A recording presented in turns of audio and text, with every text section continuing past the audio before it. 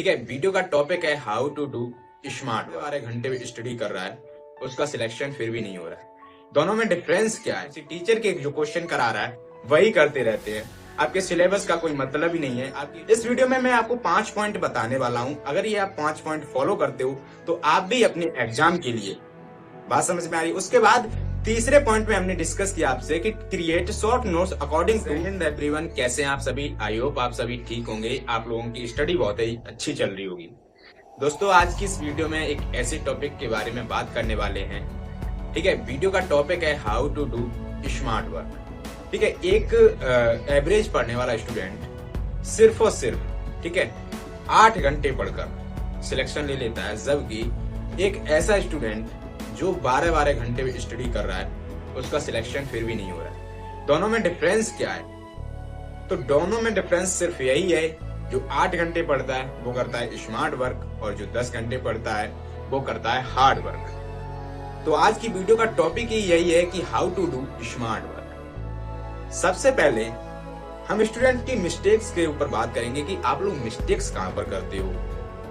सबसे पहले तो आपको यही नहीं पता होता है कि आपको कब पढ़ना है, क्या पढ़ना है, ठीक है, किसकी आप प्रिपरेशन कर रहे हैं। तो सबसे पहली मिस्टेक है आपकी नो टाइम टेबल। आपका पढ़ने का कोई टाइम ही टेबल नहीं है। आप कब पढ़ रहे हो, क्या कर रहे हो, कुछ टाइम टेबल आपके पास है ही नहीं। और जो लोग बना भी लेते हैं, मैंने कई बार देखा है, कई स्टूडेंट अपना टाइम टेबल बना के दीवार पे जहां भी स्टडी करते हैं वहां चिपका लेते हैं, लेकिन कभी भी उसे फॉलो नहीं करते। ये भी एक बहुत बड़ा रीजन है। मैक्सिमम स्टूडेंट के पास टाइम टेबल होता ही नहीं है कि कब वो पढ़ रहे हैं, कब उन्हें पढ़ना चाहिए और कैसे उन्हें पढ़ना चाहिए। दूसरी मिस्टेक जो आप लोग करते हैं वो है डाउन कॉन्फिडेंस। आपके अंदर कॉन्फिडेंस लेवल ही नहीं है। आप पढ़ने बैठते हो, पढ़ाई में मन क्यों नहीं लगता? क्योंकि आपके अंदर एक डर घुसा हुआ है कि आपका एग्जाम निकलेगा या नहीं। आप रिजल्ट के बारे में बहुत सोचते हो, ठीक है, यानी आपके अंदर कॉन्फिडेंस है ही नहीं कि जो हम प्रिपरेशन कर रहे हैं वो हमारे एग्जाम के लिए सही है या फिर नहीं है। तो दूसरी प्रॉब्लम है डाउन कॉन्फिडेंस। आपके अंदर कॉन्फिडेंस ही नहीं है। तीसरी प्रॉब्लम है कि रेगुलरिटी। कभी पढ़ाई में आपने रेगुलरिटी बनाई ही नहीं या बना नहीं पाते हो।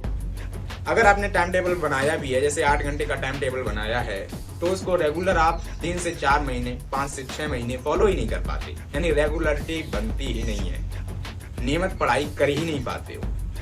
अगली है जो मिस्टेक आपकी, वो है सेल्फ स्टडी प्लान का ना होना।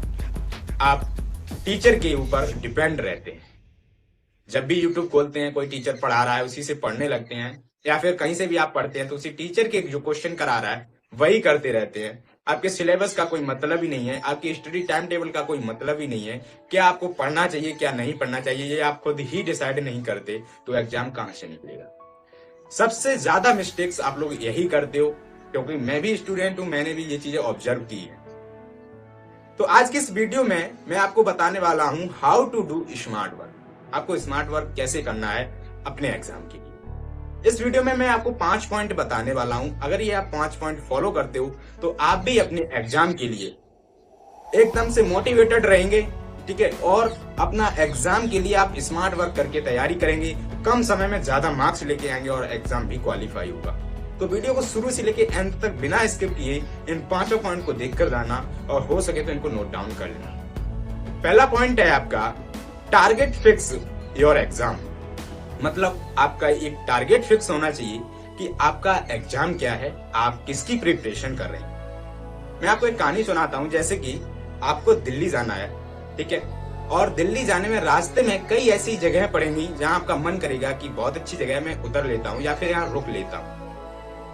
अगर आप रुक जाते हो, उतर जाते हो, तो आप दिल्ली जिस समय पर पहुंचना चाह रहे थे, जिस काम से पहुंचना चाह रहे थे, नहीं पहुंच पाएंगे। ठीक वैसे ही अगर आपका टारगेट फिक्स है कि आपको किस एग्जाम को क्वालिफाई करना है, तो अगर आप इधर उधर भटकोगे तो उस एग्जाम को टारगेट ही नहीं कर सकते। फॉर एग्जाम्पल, आप एसएससी जीडी के लिए प्रिपेयर हो रहे हैं और बीच में आ गया आपका दिल्ली पुलिस, ठीक है, जैसे अभी आया हुआ है, और स्टूडेंट कर रहा था एसएससी जीडी की प्रिपरेशन, उसकी बुक्स मुड़ गई दिल्ली पुलिस के ऊपर, ठीक है, उस तरफ उसने बुक्स अपनी कर ली। उसमें आपको कंप्यूटर भी पढ़ना पड़ेगा। अब कंप्यूटर के 10 क्वेश्चन पढ़ने के लिए आपको पूरी किताब पढ़नी पड़ेगी। मैं ये नहीं कह रहा हूं कि आपको नहीं देना चाहिए, लेकिन आपको बीच में आए हुए एग्जाम्स को देना चाहिए, लेकिन टारगेट एक ही फिक्स होना चाहिए कि मुझे जीडी का एग्जाम निकालना है, हर हाल में। मतलब दिल्ली पहुंचना, आप चीजें देख सकते हो रास्ते में कि जगह अच्छी है, मैं फिर कभी घूमने आऊंगा, या फिर रुक के थोड़ी देर घूम सकते हो, लेकिन टारगेट एक ही होना चाहिए, मुझे दिल्ली पहुंचना है इस टाइम पर। बात समझ में आ रही है? इसके बाद जब आप अपना टारगेट फिक्स कर लेते हो कि हमें ये एग्जाम क्वालिफाई करना है, चाहे आपका कोई सा भी हो एग्जाम, चाहे पीसीएस का हो, चाहे यूपीएससी का हो, चाहे स्टेट लेवल का हो, चाहे गवर्नर लेवल का हो, ठीक है, तो आपको टारगेट फिक्स होना चाहिए। अब मेन पॉइंट जो आता है, point number 2, create short notes syllabus according to previous year.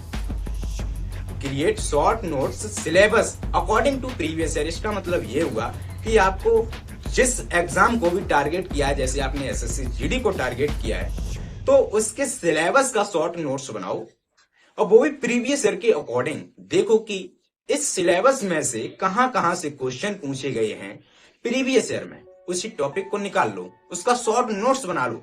अगर पूरा सिलेबस पढ़ोगे तो स्मार्ट वर्क नहीं कहलाता, फिर वो होता है हार्ड वर्क, और पढ़ते रहते भूलते रहते हैं, कभी एग्जाम क्वालिफाई नहीं होता है। ठीक है, तो create short notes syllabus according to previous year, यानी सिलेबस का आपको शॉर्ट नोट्स छांटना है पॉइंट नंबर 2 में। ठीक है, पहले आपने क्या किया कि एग्जाम टारगेट किया कि कौन सा एग्जाम क्वालिफाई करना है, फिर उसका सिलेबस उठाया और उसका सिलेबस का शॉर्ट नोट्स क्रिएट कर लिया कि ये टॉपिक ऐसे हैं जिनसे क्वेश्चन पूछे जा रहे थे और मेरे एग्जाम में मोस्टली पूछे जाएंगे। फिर आता है आपका पॉइंट नंबर 3, और पॉइंट नंबर 3 में आपको क्या करना है, create short notes according to previous year syllabus. ठीक है, जो सिलेबस आपने छांट रखा है, जिसका शॉर्ट नोट्स बनाया है, अब उनमें जो टॉपिक आपने लिखे हैं उस सिलेबस के शॉर्ट नोट्स बनाने हैं। कौन से सिलेबस के? जो आपने छांटा हुआ है प्रीवियस ईयर से, जो आपने शॉर्ट नोट्स बना रखा, उसके अकॉर्डिंग आपको शॉर्ट नोट्स अब टॉपिक वाइज बनाने हैं।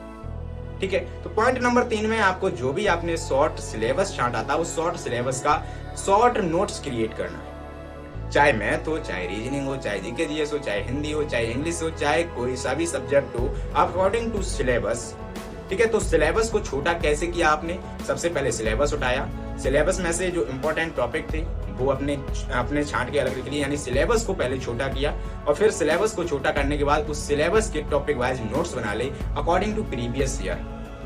ठीक है, अब जब पॉइंट नंबर 3 आपका क्लियर हो जाता है, अब आपको पॉइंट नंबर 4 पर आना है, create short learning tricks all subject and big topic. ठीक है, आपको शॉर्ट नोट्स की लर्निंग ट्रिक्स यानी याद करने की ट्रिक्स। कई स्टूडेंट्स का ये कहना रहता है कि हम पहले तो सिलेबस कंप्लीट कर चुके हैं, जब मॉक लगाते हैं तो मेरा मार्क्स ही नहीं बढ़ता, क्योंकि आपने शॉर्ट लर्निंग ट्रिक्स का उपयोग नहीं किया है। आपको चीजें याद ही नहीं रहती हैं, जीके जीएस भूल जाते हो, मैथ के फॉर्मूले भूल जाते हो, ट्रिक्स भूल जाते हो, तो एग्जाम टाइम आप अच्छा परफॉर्मेंस कर ही नहीं सकते। तो point number 4 is very important, create short learning tricks all subject and big topic. ठीक है, नंबर 5 पॉइंट पर आपको क्या करना है, revise all notes and learning tricks 4 to 5 time. आपको पॉइंट नंबर 5 में सभी जो शॉर्ट नोट्स क्रिएट किए थे according to syllabus and previous year, उसके आपके शॉर्ट ट्रिक्स, लर्निंग ट्रिक्स एवं शॉर्ट नोट्स आपको रिवाइज करनी है। उसके बाद आपको मॉक टेस्ट लगाना है। अब मॉक टेस्ट से क्या होगा कि आपका वीक टॉपिक छटेगा कि आपका टॉपिक वीक क्या है, उस पर दोबारा से काम करेंगे।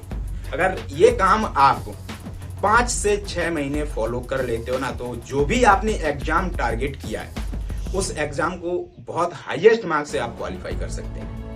मैं 5वां पॉइंट एक बार फिर से आपको बता रहा हूं। Number 1, target fix your exam, यानी अपने एग्जाम को टारगेट करिए कौन से एग्जाम को आप क्वालिफाई करना चाहते हैं। नंबर 2 पे create short syllabus according to previous year, यानी प्रीवियस ईयर के अनुसार अपना क्रिएट शॉर्ट सिलेबस, यानी सिलेबस को शॉर्ट कीजिए, छोटा कीजिए। बात समझ में आ रही है? उसके बाद तीसरे पॉइंट में हमने डिस्कस किया आपसे कि create short notes according to previous year syllabus. ठीक है, तो जो शॉर्ट नोट्स आप बना रहे हो, वो जो आपने टॉपिक छांटे हैं, वो सिलेबस छांटा है, उसका शॉर्ट नोट्स आप बना लीजिए। और नंबर 4 पॉइंट में हमने आपको बताया create short learning tricks and weak topic, जो ऑल सब्जेक्ट की हैं, आपको उसकी शॉर्ट लर्निंग ट्रिक्स याद करने की ट्रिक्स ढूंढनी है एवं वीक टॉपिक को देखना है। और 5वें पॉइंट में सभी चीजें आपको रिवाइज करनी है, यानी revise all short notes and learning tricks 4 to 5 time, 4 से 5 बार। अगर आप इतना कर लेते हैं तो आप किसी भी एग्जाम को बहुत अच्छे से निकाल सकते हैं, जो भी आपने टारगेट किया है। ठीक है, तो एग्जाम टारगेट होना बहुत जरूरी है।